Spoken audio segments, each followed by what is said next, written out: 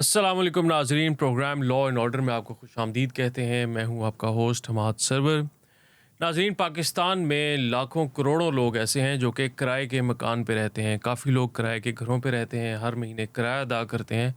और बहुत सारे लोग ऐसे हैं जो कि किराए की कमर्शियल प्रॉपर्टीज़ में रह रहे हैं, जहाँ पे उन्होंने अपने ऑफिसेज़ बनाए हुए हैं या अपनी फैक्ट्रीज़ बनाई हुई हैं किराए की जगहों के ऊपर।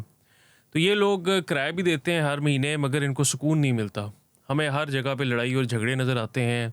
कहीं पे किराएदार जो है वो मालिक मकान को तंग करता है और किराया टाइम पे नहीं देता, या घर के ऊपर कब्ज़ा करके बैठ जाते हैं कई जगहों पे। और कई जगहों के ऊपर जो मालिक मकान है, वो अपने किराएदार को तंग करता है, अपने किराएदार को हरास करता रहता है, बग़ैर इजाज़त के घर के अंदर दाखिल हो जाता है और उसको तरह-तरह से नोटिस करता है कि मैं तुम्हें निकाल दूँगा, ये मेरा घर है, मेरी मर्ज़ी है, मेरी मलकियत है, मैं जिस तरीके से भी चाहूँ इस घर के अंदर दाखिल होता रहूँ।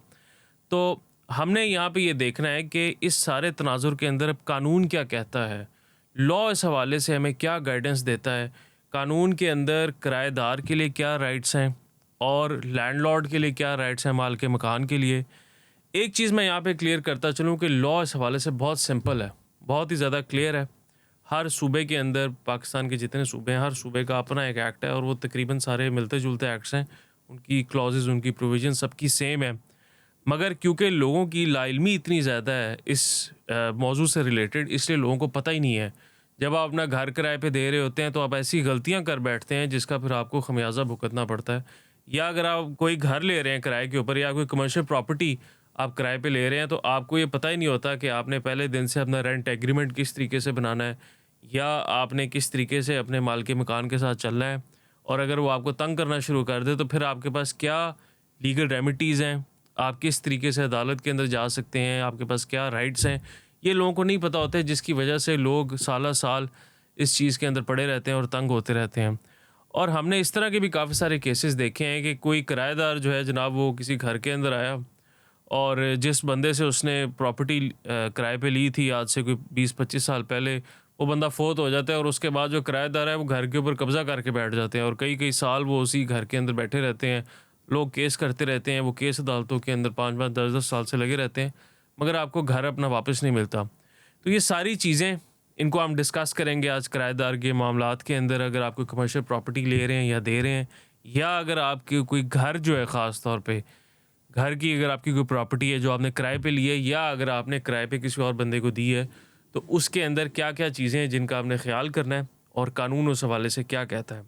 आगाज़ करते हैं जी। सबसे पहली चीज़, एक बड़ी ही ज़रूरी बात, जब भी आपने अपना घर किराए पे देना है, या अगर आप कोई किराए के ऊपर कोई मकान ले रहे हैं, तो एक चीज़ जिसका आपको सबसे ज़्यादा आपको ख़्याल करना पड़ेगा, और एक ऐसी चीज़ जो कि आपको पहले चेक करनी पड़ेगी, वो भी वो घर लेने से पहले, वो है उस बंदे का क्रिमिनल बैकग्राउंड आप चेक करें। जिस बंदे को आप घर किराए पे दे रहे हैं, उसका आप क्रिमिनल बैकग्राउंड ज़रूर चेक करें। जो मुतलका थाना है, वहाँ से आप चेक कर लें, या अब तो ऑनलाइन ऐप्स आ गई हैं जिससे आपको पता लग जाता है कि इस बंदे के ऊपर कोई क्रिमिनल एक्टिविटीज़ तो नहीं, के अंदर मुलविस तो नहीं है। क्योंकि पाकिस्तान के अंदर आपको पता है कि दहशतगर्दी के मामलात जो हैं वो इतने अरूज पे चले गए, जिसकी वजह से हुकूमत वक़्त ने ये फ़ैसला किया कि जब भी लोग अब घर देंगे किराए के ऊपर, तो उनको ये देखना पड़ेगा कि जनाब, जिस बंदे को वो घर किराए के ऊपर दे रहे हैं, क्या ये बंदा दहशतगर्दी में मुलविस तो नहीं है, या ये बंदा किसी और क्रिमिनल एक्टिविटी में तो मुलविस नहीं है। तो सबसे पहले, जब आप अपना घर दे रहे हैं किराए के ऊपर, जिस बंदे को भी आपने घर देना है, उस बंदे से आप मिलें। अगर वो फैमिली आ रही है तो उसकी फैमिली से मिलें, उसका कोई बैकग्राउंड चेक करें, पता करें कि वो बंदा कहाँ से आ रहा है, उसकी पहले रहाइश कहाँ पे थी। अगर आपको उसके मोहल्ले से, उसके इलाके से आपको उसके बारे में कोई ख़बर मिल सकती है, तो वो ज़रूर लें। ये सारी चीज़ें आपके पास होनी चाहिए, ताकि आप उस बंदे के साथ सुलह सफ़ाई के साथ रह सकें और वो आपके घर को ख़राब ना करे। अगर आप किसी ऐसे बंदे को घर खुदा न ख़वास्ता किराए पे दे देते हैं, जो किसी क्रिमिनल एक्टिविटी में मुलविस है, तो वो कल को आपके लिए भी मसाइल खड़े कर सकता है और फिर उसको निकालने में भी आपको मसला फ़ेस करना पड़ सकता है। तो इसलिए क्रिमिनल बैकग्राउंड जो है किराएदार का ज़रूर चेक करें। इसी तरीके से अगर आप किसी घर पे जा रहे हैं किराए पे रहने के लिए, तो जो मालिक मकान है, उसका भी क्रिमिनल बैकग्राउंड चेक करें कि इस बंदे की क्या एक्टिविटीज़ हैं, इसका क्या बिज़नेस है, ये बंदा क्या काम करता है, और इसके घर में रहने से मुझे कोई मसाइल का सामना तो नहीं करना पड़ेगा। तो ये चीज़ आपने ज़रूर देखनी है। दूसरी चीज़ ये कि जब आप अपना घर किराए पे देते हैं, या अगर आप किराएदार हैं और आप कोई घर किराए पे ले रहे हैं, तो एक रेंट एग्रीमेंट हम करते हैं। अक्सर हमने देखा है कि जो प्रॉपर्टी डीलर होता है वो हमें एक रेंट एग्रीमेंट बना के ला के दे देता है, और लोग उसको पढ़ते भी नहीं हैं और उसकी डिटेल्स में भी नहीं जाते हैं, क्योंकि वो जो रेंट एग्रीमेंट प्रॉपर्टी डीलर्स ने बनाया होता है वो एक सैंपल के तौर पे होता है। वो हर घर के अंदर ही वो चला रहे होते हैं, सिर्फ नाम चेंज कर दें, आईडी कार्ड का नंबर चेंज करते हैं मालिक मकान का और किराएदार का, और उसके बाद वो हर घर के अंदर चला रहे होते हैं। मगर आपने जब भी घर किराए पे लेना है या देना है, तो आपने रेंट एग्रीमेंट ज़रूर करना है।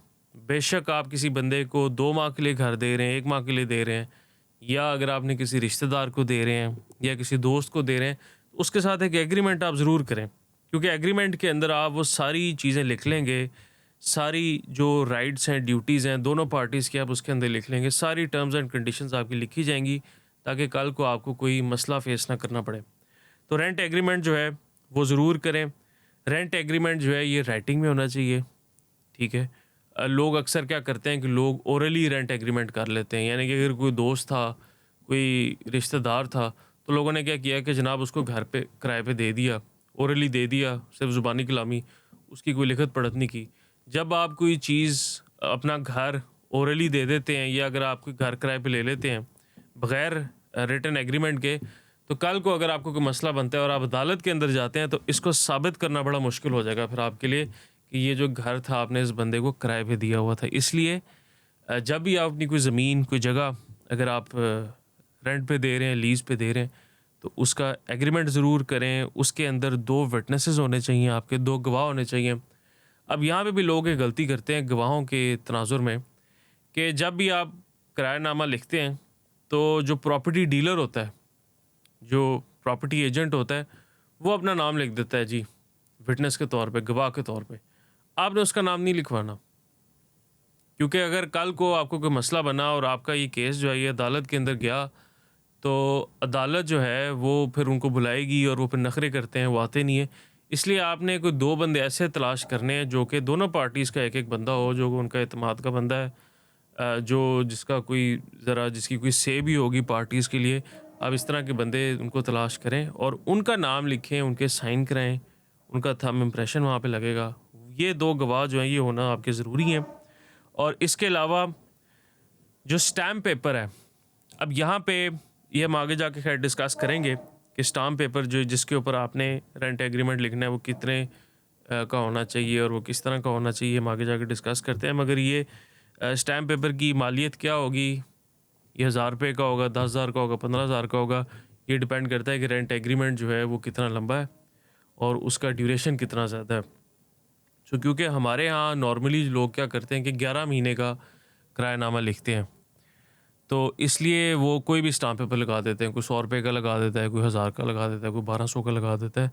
उसके अंदर ही खैर ये चीज़ इतनी मैटर नहीं करती, मगर अगर आपका 1 साल या 1 साल से ज़्यादा का है, तो फिर उसके लिए आपको जो किराया है आपका, जो सालाना किराया बनता है, उसकी वैल्यूएशन के हिसाब से डिसाइड किया जाएगा कि आपका जो स्टाम्प पेपर लगेगा, वो कितने मालियत का होगा। अब यहाँ पे जब आपने स्टाम्प पेपर निकलवाना है, तो स्टाम्प पेपर जो है इसके अंदर ये बड़ा ज़रूरी है कि स्टाम्प पेपर जो मालिक मकान है उसके नाम का निकले। ये चीज़ आपने हमेशा ज़हन में रखनी है कि जब भी घर किराए पे ले रहे हैं या दे रहे हैं, या कोई कमर्शियल प्रॉपर्टी किराए के ऊपर जा रही है, तो जो स्टाम्प पेपर है वो स्टाम्प पेपर जो मालिक मकान है उसके नाम का निकलेगा, क्योंकि वो अपनी प्रॉपर्टी किराएदार को रेंट पे रहने के लिए दे रहा है, इसलिए उसकी तरफ से वो स्टाम्प पेपर निकलेगा। इसके अलावा जो आपने रेंट एग्रीमेंट करना है, ये एक बहुत बड़ी गलती है किराएनामे के अंदर जो लोग अक्सर करते हैं कि एक बंदा है जनाब, मालिक मकान है, वो पाकिस्तान से बाहर रह रहा है और उसने यहाँ पे अपने किसी दोस्त को कह दिया कि यार तुम मेरा घर जो है किराए पे दे दो, या उसने अपने भाई को कह दिया, या फिर ये होता है कि जनाब घर जो है वो वालिद साहब के नाम पे है और किरायानामा जो है वो बेटे के साथ साइन हो रहा है। तो आपने ये ज़रूर नोट करना है, अगर आप किराएदार हैं या अगर आप मालिक मकान भी हैं, तो आपने जब भी अपना घर किराए पे देना है या अगर आप किसी का घर किराए पे ले रहे हैं, तो आपने एग्रीमेंट उस बंदे के साथ करना है जिसके नाम पे वो घर है। अगर मालिक मकान जो है वो पाकिस्तान से बाहर है और वो चाहता है कि वो अपना घर जो है वो किराए के पे दे दे, तो उसको किसी ना किसी बंदे को अपॉइंट करेगा, उसके लिए वो एक पावर ऑफ अटर्नी बनाएगा, जो कि एम्बेसी के थ्रू फिर अटेस्ट होके वो आता है पाकिस्तान के अंदर। और वो आप पावर ऑफ अटर्नी बनाते हैं, वो पावर ऑफ अटर्नी के तहत वो किसी भी बंदे को ऑथराइज़ कर सकता है कि ये बंदा जो है ये मेरा घर किराए पे देगा, यही रेंट कलेक्ट करेगा और सारे मामलात को ये देखेगा। तो फिर आप उस बंदे के साथ जो है, वो बंदा जो है उसकी प्रॉपर्टी रेंट पे दे सकता है। मगर अगर इस तरह की सूरत हाल नहीं है, सिर्फ़ ज़ुबानी कलामी है, तो अगर आप मालिक मकान हैं, तो इस तरीके से ज़ुबानी कलामी अपना घर किसी और बंदे के नाम पे रेंट के ऊपर ना दें। और अगर आप किराएदार हैं, तो फिर भी आप किसी भी ऐसे बंदे से घर रेंट पे ना लें, जो कि मौके पे मौजूद नहीं है या पाकिस्तान से बाहर है और उसका कोई दोस्त यार जो है या कोई उसका रिश्तेदार जो है, वो आपके साथ एग्रीमेंट साइन कर रहा है। अच्छा, अब आगे हम डिस्कस करते हैं कि जब भी आपने रेंट एग्रीमेंट करना है, किरायानामा आपने साइन करना है या लिखना है, तो किरायानामे की जो शिक्कें होंगी, उस एग्रीमेंट की जो क्लॉजेज़ होंगी, वो क्या होंगी? उसके अंदर क्या-क्या मेन चीज़ें हैं जो कि आपने कवर करनी हैं, जो ज़रूरी चीज़ें हैं और जो कानून के अंदर जो चीज़ें लिखी हुई हैं कि ये चीज़ें उसके अंदर होनी चाहिए। अच्छा, अब कुछ चीज़ें ऐसी हैं जो कि कानून के अंदर लिखी हुई हैं, तो आपने वो चीज़ें तो ऐड करनी है। अगर आप उसके अलावा भी कोई और चीज़ दोनों पार्टीज़ अपनी रज़ामंदी के साथ कोई चीज़ ऐड करना चाहते हैं, कोई चीज़ लिखना चाहते हैं, तो आप वो भी लिख सकते हैं, उसमें भी कोई मसला नहीं है। तो सबसे पहली चीज़ जो कि किराएनामे के अंदर आती है, जो मालिक मकान है उसका नाम आता है और उसका आईडी कार्ड आता है। इसी तरीके से जो किराएदार है, उसका नाम, उसका आईडी कार्ड और उसका जो मुस्तकिल जो पता होता है किराएदार का, वो उसके अंदर आता है। फिर आपने जो प्रॉपर्टी है, उसका आपने मेंशन करना है कि ये प्रॉपर्टी जो है, ये घर का नंबर क्या है, गली नंबर क्या है, मोहल्ला नंबर को किसी सोसाइटी के अंदर है, आप उसको मेंशन करें। ऊपर वाला पोर्शन है या नीचे वाला पोर्शन है, ये आप मेंशन करें। उसके अंदर कितने कमरे हैं, उसके अंदर कितने वॉशरूम हैं, ये सारी चीज़ें आप लिखें। फिर अगर गैराज जो है वो मुश्तरका है या सर्वेंट क्वार्टर मुश्तरका है, तो ये आप उसके अंदर मेंशन करें कि जनाब ये चीज़ें जो हैं ये मुश्तरका है। दोनों किराएदार और मालिक मकान जो है वो उसको इस्तेमाल करेंगे। इसके अलावा कई दफ़ा ये होता है कि लोग, जो मालिक मकान होता है उसने कोई एक आधा कमरा लॉक किया होता है, तो वो किराएनामे के अंदर आपने ज़रूर मेंशन करना है कि एक कमरा जो है वो लॉक है और उसके अंदर मालिक मकान का सामान पड़ा हुआ है। अच्छा, अगर आप किराएदार हैं, तो ये बड़ा ज़रूरी है कि जो कमरा है, अगर मालिक मकान ने कोई कमरा लॉक किया हुआ है और उसके अंदर उसने अपना सामान रखा हुआ है, तो आप किराएनामे के अंदर उस सामान की डिटेल्स भी एक दफ़ा लिख लें। ये चीज़ इसलिए ज़रूरी है क्योंकि कई दफ़ा ये होता है कि जो मालिक मकान है वो फिर किराएदार को तंग करने के लिए या उसको हरास करने के लिए ये इल्ज़ाम लगाना शुरू कर देता है कि जी मेरा सामान था वो चोरी हो गया, तुमने मेरा सामान निकाल लिया, उसमें से ज़ेवर निकल गया, ये निकल गया, वो निकल गया। वो सिर्फ हरास करने के लिए, उसको प्रेशराइज़ करने के लिए कर रहा होता है। इस चीज़ से बचने के लिए ये बड़ा ज़रूरी है कि अगर आप किराएदार हैं और कोई ऐसा कमरा है मालिक मकान का जिसके अंदर उसका सामान पड़ा है, आप उसको कहें जी एक दफ़ा मुझे दिखाओ, हम यहाँ पे सारी चीज़ें लिख लेते हैं कि यहाँ क्या-क्या चीज़ें पड़ी हुई हैं, और उसको लॉक कर दे, उसका उसकी चाबी जो है वो मालिक मकान के पास हो ताकि आप उसको खोल ही ना सकें। ये चीज़ें लिखना बहुत ज़रूरी है। इसके अलावा आपने ये भी लिखना है कि जो किराया है वो कब ड्यू होगा, किस डेट को। नॉर्मली लोग ये करते हैं कि 5 तारीख को या 10 तारीख को जो है लिख देते हैं कि जनाब 10 तारीख तक जो किराया है वो ड्यू है। या आपने किराएनामे के अंदर ज़रूर लिखना है कि किराएदार ने किराया किस तारीख तक देना है। अगर फ़र्स्ट को देना है तो फ़र्स्ट का लिख दें। और इसके साथ-साथ आपने ये भी लिखना है कि जनाब ये जो किराया है, ये किराया किस तरीके से पे करेगा किराएदार। अच्छा, अब यहाँ पे जो कानून के अंदर 2 तरीके लिखे हुए हैं कि किराएदार जो है वो 2 तरीक़ों से किराया अदा करे।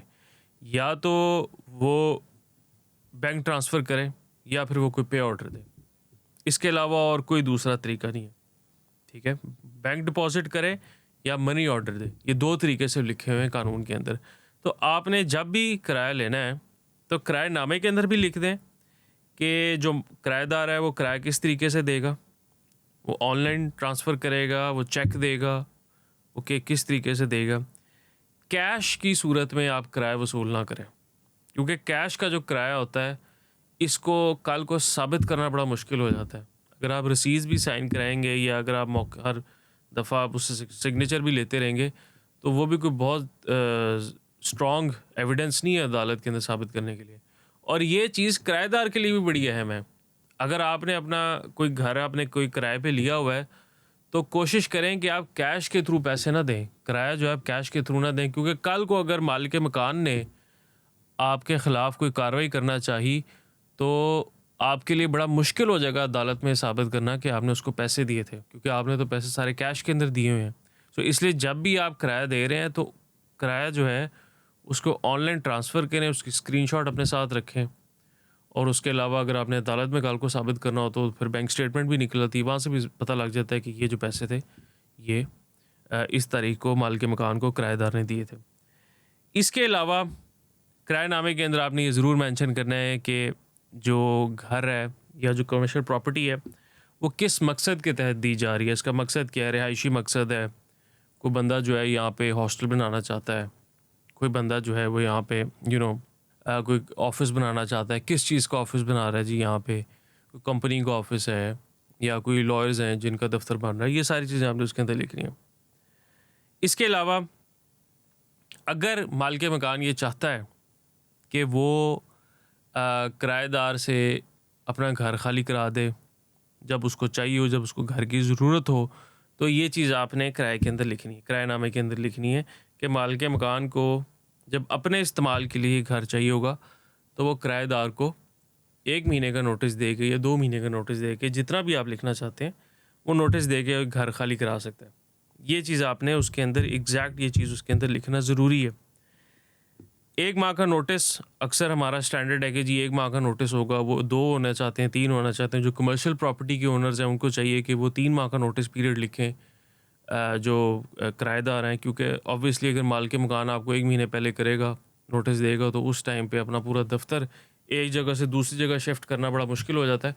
तो आप कोशिश करें कि 2 माह का या 3 माह का आप उसके अंदर लिखें अपने किराएनामे के अंदर, अगर आपकी कमर्शियल आपने प्रेमिसेस जो है वो रेंट के ऊपर ली हुई है।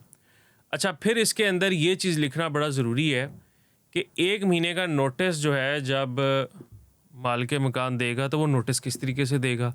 क्या वो नोटिस इन राइटिंग देना है, या वो नोटिस जो है वो कोई उसको व्हाट्सएप भी कर सकता है? फ़ोन के ऊपर आप नोटिस ना दें, क्योंकि फ़ोन के ऊपर अगर आप नोटिस देंगे, कॉल के ऊपर या ज़ुबानी के नोटिस देंगे, उसको अदालत में साबित करना बड़ा मुश्किल हो जाता है। आप ज़ुबानी भी नोटिस दे दें। इसके अलावा आपने नोटिस जो है वो इन राइटिंग भी देना है। इन राइटिंग उसको नोटिस दें, उसकी तस्वीर ले लें या उसको व्हाट्सएप भी कर दें, वो इन राइटिंग जो नोटिस है, ताकि आपके पास एक एविडेंस हो कि जनाब आपने किराएदार को नोटिस दिया था। अब किराएनामे के अंदर ये ज़रूर लिखना है कि जब 1 महीने का वो जो नोटिस पीरियड है, जब वो पूरा हो जाएगा, तो फिर मालिक मकान क्या कर सकता है? क्या फिर मालिक मकान जो है, अक्सर हम लोगों ने ये देखा है कि उसमें लिखा होता है कि जब 1 महीने का नोटिस पीरियड पूरा हो जाएगा, तो फिर मालिक मकान जो है वो मोहल्ले के चंद लोगों को साथ लेके इस चीज़ का उसके पास इख्तियार होगा कि वो घर के अंदर दाखिल हो जाए। ये चीज़ उसके अंदर लिखी होती है, या कोई भी और आप चीज़ अगर लिखना चाहते हैं तो आप उसमें लिख सकते हैं। इसके अलावा ये चीज़ किराएनामे के अंदर ज़रूर लिखें कि जो बिजली के बिल हैं, गैस के बिल हैं, टेलीफोन, पानी का जो बिल है, ये किराएदार देगा, और वो हर महीने तक ये पे करेगा, हर महीने की फ़लानी तारीख को, और उसके अंदर डिफ़ॉल्ट नहीं करेगा। जब भी आप अपना घर किराए पे दे रहे हैं, या ख़ास तौर पे अगर आप किराएदार हैं और किराए के ऊपर अपना घर ले रहे हैं, तो जो मीटर रीडिंग होती है वो लेना बहुत ज़रूरी है, ताकि कल को आपके लिए कोई मसले खड़े ना हो। क्योंकि जब मालिक मकान ने आपको घर देना है, तो उसने सारे बिल उसके पेड हो, बिजली का, पानी का, गैस का, सारे बिल पेड हो।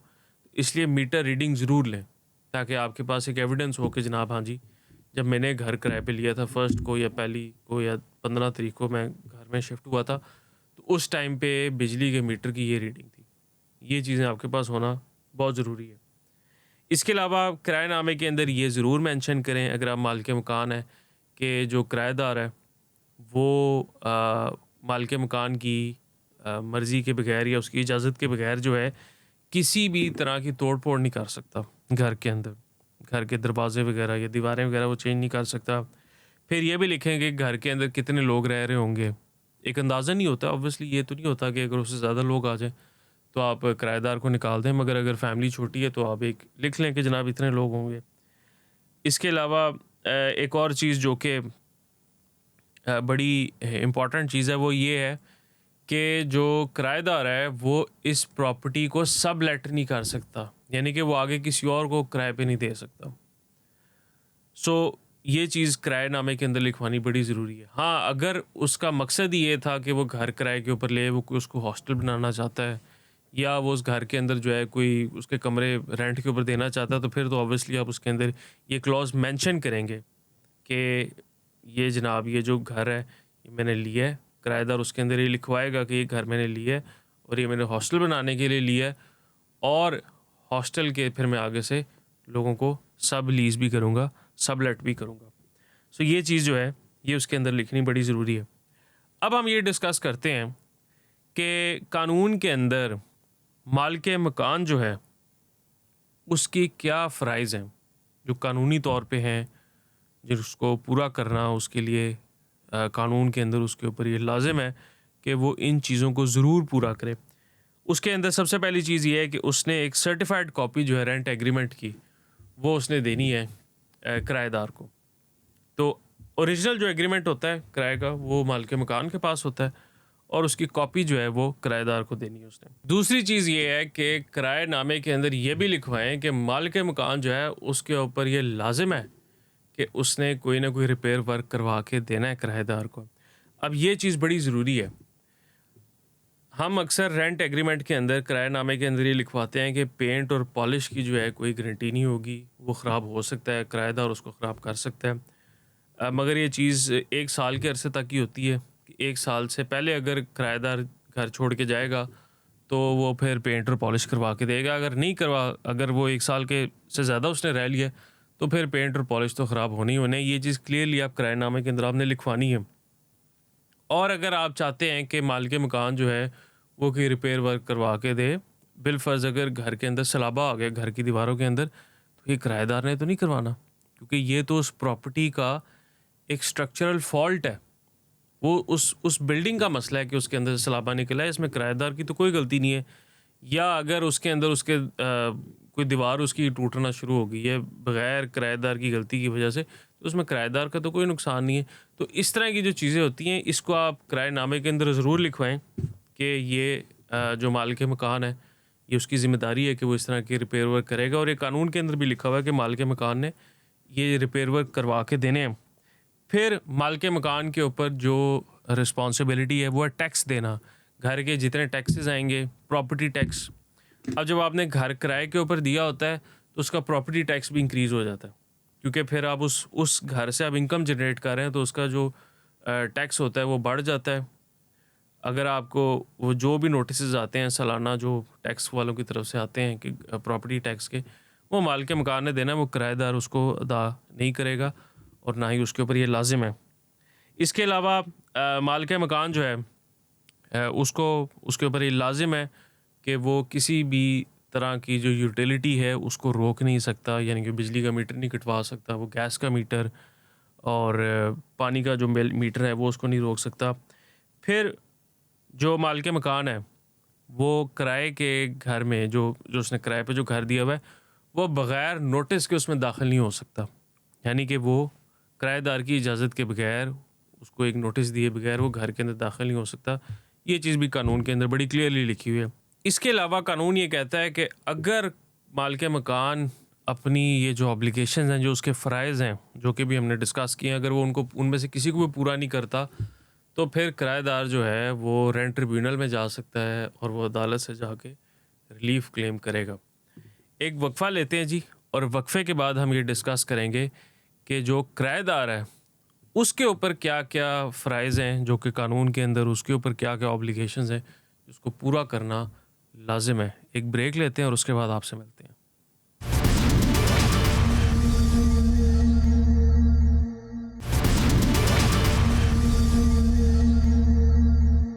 Welcome back to the program नाज़रीन। हम डिस्कस कर रहे थे पाकिस्तान में किराएदारी के मामलात को, और किराएदार जो है उसके क्या हकूक़ हैं और जो मालिक मकान है उसके क्या हकूक़ हैं, और किस तरीके से कानून जो है इन दोनों के दरमियान एक बैलेंस क्रिएट करता है।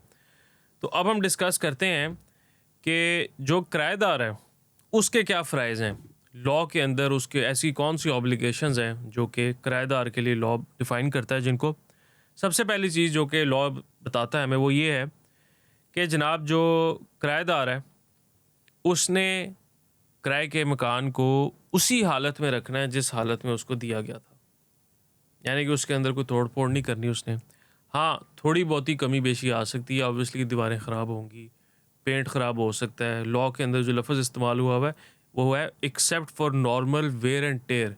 इसका मतलब ये है कि दरवाज़ों की पॉलिश वगैरह ख़राब हो सकती है, जो दीवारें हैं उनकी पेंट वगैरह ख़राब हो सकता है। इसके अलावा अगर कोई ज़्यादा तोड़ फोड़ है वो किराएदार नहीं कर सकता, वो फिर उसकी सिक्योरिटी के अंदर से काटे जाएंगे। फिर दूसरी चीज़ ये है जो कानून हमें बताता है कि किराएदार ने उस प्रेमिसेस को, उस घर को सिर्फ उसी मकसद के लिए इस्तेमाल करना है जिस मकसद के लिए ये घर उसको किराए पे दिया गया है। अगर ये घर जो है उसको रिहाइश के लिए दिया गया है तो वो रिहाइश के लिए इस्तेमाल करेगा, और अगर ये घर जो है उसको कोई कारोबार करने के लिए दिया गया है, कोई बिज़नेस करने के लिए दिया गया है या कोई वेयर हाउस है तो फिर उसी मकसद के लिए वो इस्तेमाल कर सकता है। यहाँ पे एक चीज़ ज़हन में रखें कि एक होता है illegal use of property. Illegal use of property तो वैसे ही कानूनन जुर्म है, वो तो कोई भी नहीं कर सकता। बिलफर्ज अगर कोई बंदा जो है वो किराए पे घर लेता है और उसके अंदर मंशियात का काम उसने शुरू कर दिया है या उसके अंदर उसने कोई मसाज सेंटर बना लिया है तो ये तो इलीगल है, ये तो वैसे ही गैर कानूनी है। एक चीज़ होती है अनऑथराइज्ड। अनऑथराइज्ड का मतलब ये है कि वो मकासद जिसकी इजाज़त मालिक मकान ने नहीं दी हुई। बिलफर्ज अगर आपसे कोई बंदा घर लेता है किराए पे कि जी मैंने इसके अंदर रहना है, मेरी फैमिली ने रहना है, और वो बाद में उसके अंदर कोई हॉस्टल बना लेता है स्टूडेंट्स के लिए, तो ये अनऑथराइज्ड है, ये इलीगल नहीं है, ये अनऑथराइज्ड है। तो जो आपका किरायानामा होगा उसके अंदर ये आप मेंशन करेंगे कि ये जो घर है, ये प्रॉपर्टी, ये किस मकसद के तहत किराएदार को दी जा रही है, और अगर वो उसके अंदर भी रद्दोबदल करता है तो ये भी जो किराएदार है उसकी जो ऑब्लिगेशंस हैं, उसके जो फ़राइज़ हैं, उसकी खिलाफ वर्जी है जिसकी बुनियाद पे उसको निकाला जा सकता है वहाँ से।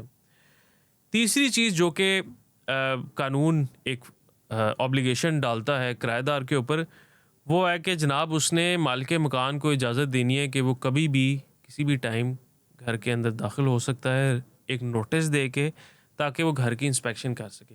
ये मालिक मकान का ये राइट है कि अगर उसका घर है और वो आके घर की इंस्पेक्शन करना चाहता है, वो देखना चाहता है कि जी मेरे घर के अंदर कोई उन्होंने तोड़ फोड़ तो नहीं की हुई, या कोई ऐसी एक्टिविटी घर के अंदर तो नहीं हो रही जिसकी मैंने इजाज़त नहीं दी हुई, तो ये सारी चीज़ें वो देखने के लिए घर के अंदर आ सकता है। मगर उसके लिए ज़रूरी है कि मालिक मकान भी एक नोटिस दे किराएदार को कि जी मैं फ़लानी तारीख को या फ़लाने टाइम पे मैं आऊँगा और आके मैं घर की इंस्पेक्शन करूँगा। और किराएदार जो है वो भी मालिक मकान को रोक नहीं सकता, उसके ऊपर भी ये फ़र्ज़ है उसके ऊपर कानूनी तौर पे कि वो मालिक मकान को आने दे और उसको घर की इंस्पेक्शन करने दे। फिर लॉ ये कहता है कि जब किराएदार ने घर की पोजेसन वापस देनी है मालिक मकान को, तो वो किस तरीके से देनी है, वो उसने घर की पोजेसन देनी है मालिक मकान को उसी हालत में देगा जिस हालत के अंदर उसको वो घर शुरू में मिला था। हाँ, उसके अंदर जो थोड़ी बहुत चीज़ें जो टूटी होंगी, जिस तरह पेंट और पॉलिश की जो हमने बात की, वो जो चीज़ें ख़राब होती हैं या दरवाज़ों के हैंडल वगैरह ख़राब हो जाते हैं, ये तो होता ही रहता है, इसके अंदर मसला नहीं है। मगर उसके अलावा कोई मेजर कोई उसके अंदर तोड़ फोड़ जो है वो ना की हो। फिर जो किराएदार है उसके ऊपर ये भी लाजिम है कि वो उस मोहल्ले के अंदर कोई न्यूसेंस क्रिएट नहीं करेगा, वो कोई ऐसी हरकत नहीं करेगा जिसकी वजह से जो इलाके के जो लोग हैं, उस मोहल्ले के जो लोग हैं, उनके लिए कोई मसला बने, कोई शोर-गुल का कोई मामला नहीं होगा, या रोज़ाना की बुनियाद के ऊपर उस घर के अंदर कोई ऐसी एक्टिविटी नहीं की जाएगी जिसकी वजह से इर्द-गिर्द के जो लोग हैं, जो नेबर्स हैं या जो मोहल्ले के जो लोग हैं, उनके लिए कोई परेशानी का बाइस बने। ये चीज़ भी जो किराएदार है उसके फ़राइज़ के अंदर शामिल है। तो ये सारे जो हमारे जो किरायादार है उसके ऊपर जो ऑब्लिगेशंस हैं, जो फ़राइज़ हैं उसके ऊपर कानून में, ये हमने वो डिस्कस कर लिया।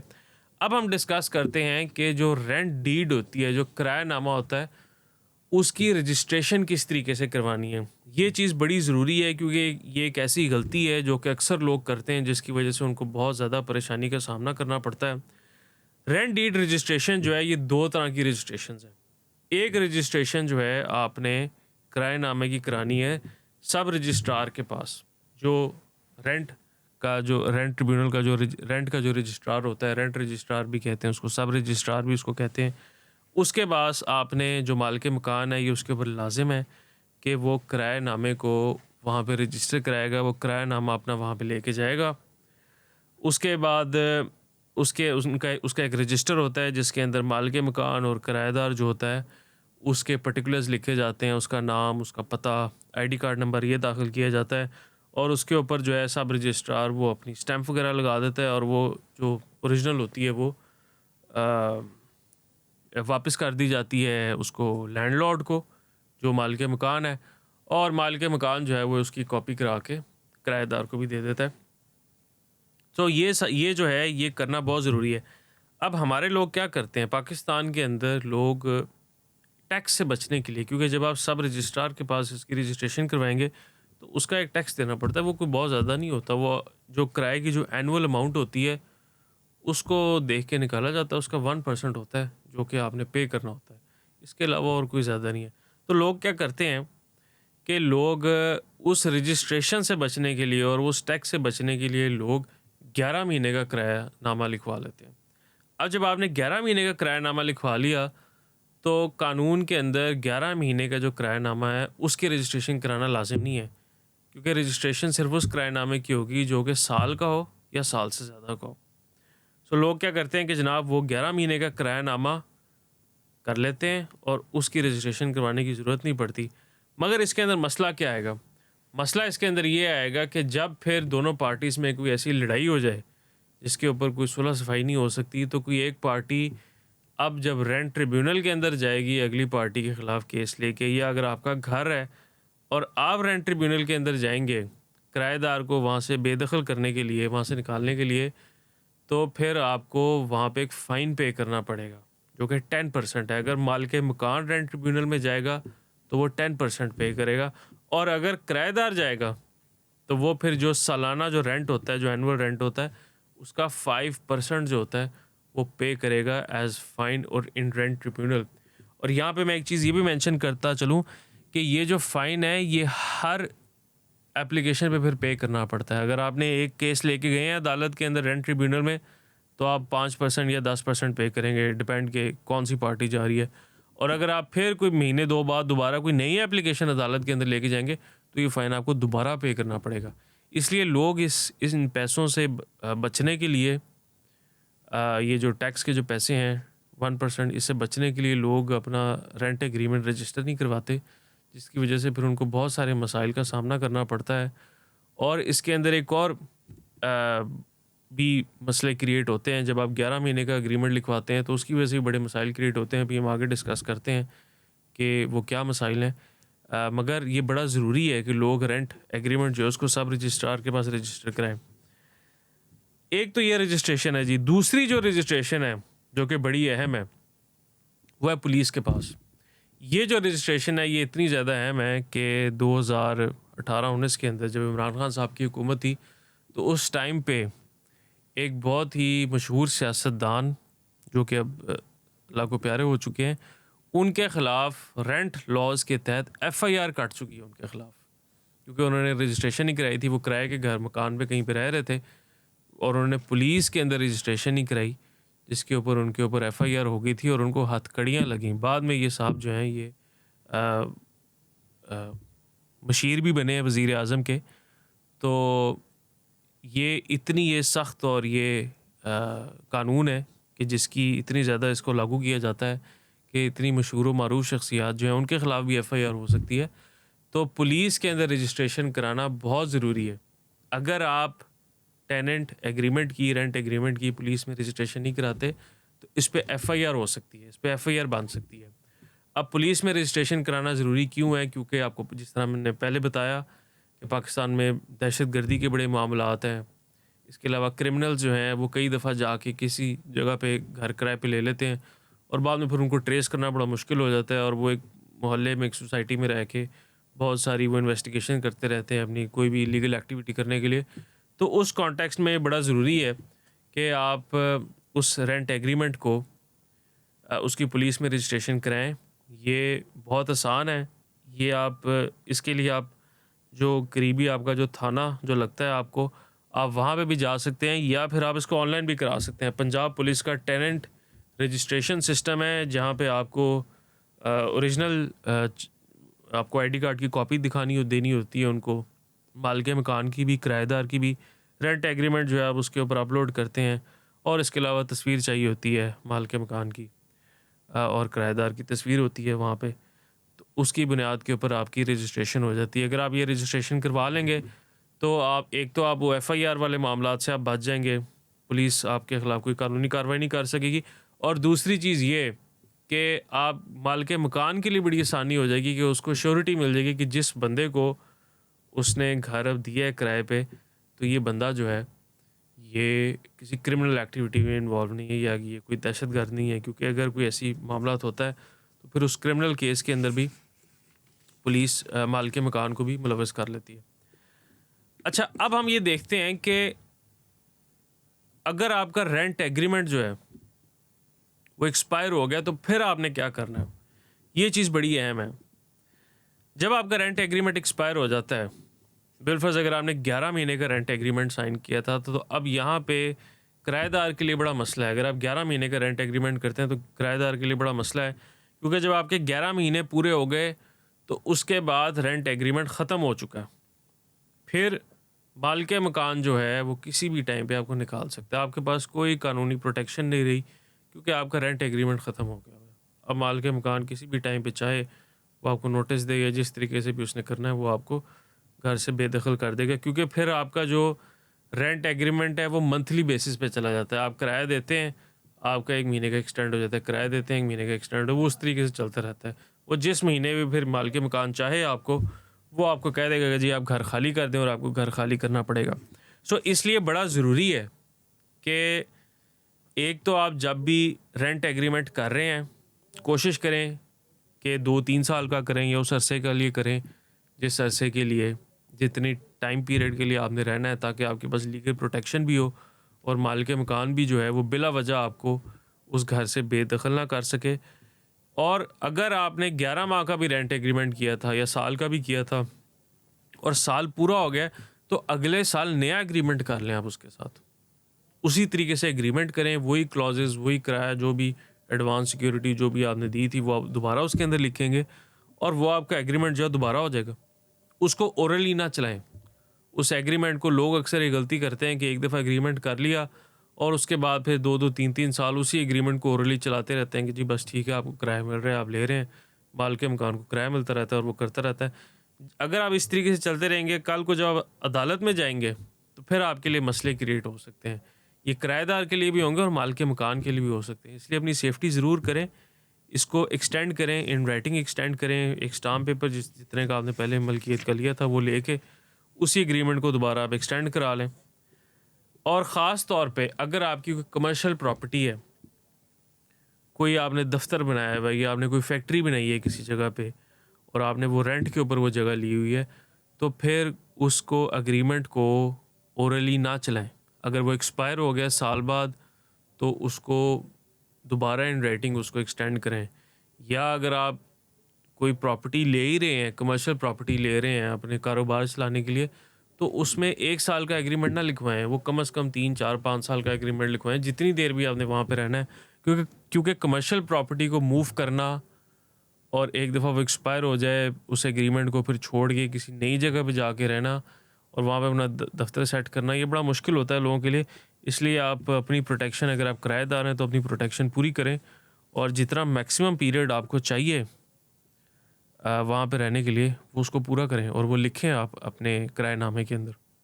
तो नाजरीन, इन चीज़ों का ज़रूर ख्याल रखें। जब भी आप रेंट एग्रीमेंट कर रहे हैं तो कोशिश करें जितनी देर आपने रहना है, और ख़ास तौर पे अगर आपकी कमर्शियल प्रॉपर्टी है तो आपने लंबे अरसे रहना होगा, ये चीज़ें आप एग्रीमेंट के अंदर ज़रूर लिखें। और अगर आप चाहते हैं कि मालिक मकान जो है उस टाइम पीरियड से पहले आपको उस प्रॉपर्टी से ना निकाले, तो ये चीज़ भी आप उसके अंदर मेंशन कर दें कि जनाब अगर हम किराया टाइम पे देता रहेगा किराएदार, और मालिक मकान को तंग नहीं करेगा, और बिजली के बिल, गैस के बिल टाइम पे देता रहेगा, तो मालिक मकान उसको वहाँ से बिला वजह निकाल नहीं सकता।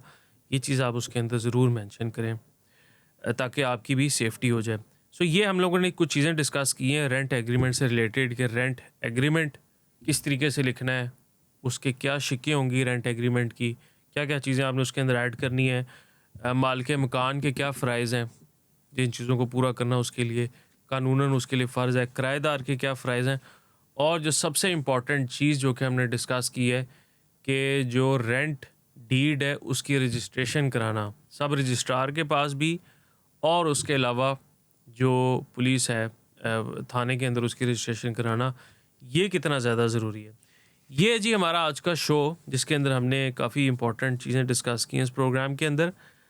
अगले प्रोग्राम के अंदर हम इसी चीज़ की कंटिन्यूएशन करेंगे, इसी चीज़ को हम इसी का तसलसल हम आगे लेके चलेंगे, जिसके अंदर हम ये डिस्कस करेंगे कि जनाब आपने अगर एक किराए पे आपने घर दिया हुआ है किसी को, और आप किराएदार को वहाँ से निकालना चाहते हैं, उसको इजेक्ट करना चाहते हैं, तो फिर आपके पास क्या कानूनी रेमेडी, आपके पास क्या है, किस तरीके से आप रेंट ट्रिब्यूनल के अंदर केस लेके जाएंगे, और वो क्या कौन से ग्राउंड्स हैं जिसकी बेस पे मालिक मकान जो है वो किराएदार को अपने घर से निकाल सकता है। इसके अलावा हम और बहुत सारे ऐसे जो जुड़े हुए इससे मसाइल हैं, मालिक मकान और किराएदार के माबैन जो मसले आते हैं कि अगर किराएदार जो है वो किराया नहीं दे रहा टाइम के ऊपर, या अगर किराएदार जो है वो किराया देने से बिल्कुल इनकारी हो गया, तो फिर मालिक मकान क्या कर सकता है।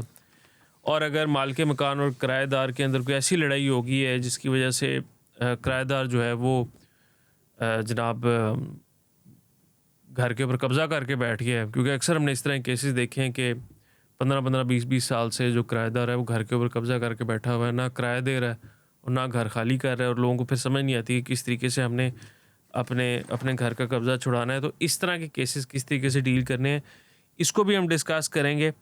और हम ये भी देखेंगे कि जनाब अगर मालिक मकान जो है उसकी डेथ हो गई है, मालिक मकान जो है वो फौत हो गया है, और उसके फौत होने के बाद उसके बच्चे जो हैं वो आपस में लड़ पड़े हैं और वो आपसे बहस कर रहे हैं, किराएदार को कह रहे हैं कि जनाब ये किराया आपने मुझे देना है, किराया आपने मुझे देना है, सबकी आपस में नहीं बनती। तो उस केस के अंदर किराएदार क्या कर सकता है, किराएदार को किसको किराया देना पड़ेगा ताकि उसका रेंट भी एक्सेप्ट हो जाए और वो घर के अंदर रहता भी रहे। तो अपने होस्ट हमाद सरवर को इजाज़त दें जी। ये था हमारा आज का प्रोग्राम, और अगले प्रोग्राम के अंदर हम इसी की कंटिन्यूएशन करेंगे और इन्हीं चीज़ों को मज़ीद डिस्कस करेंगे। Thank you.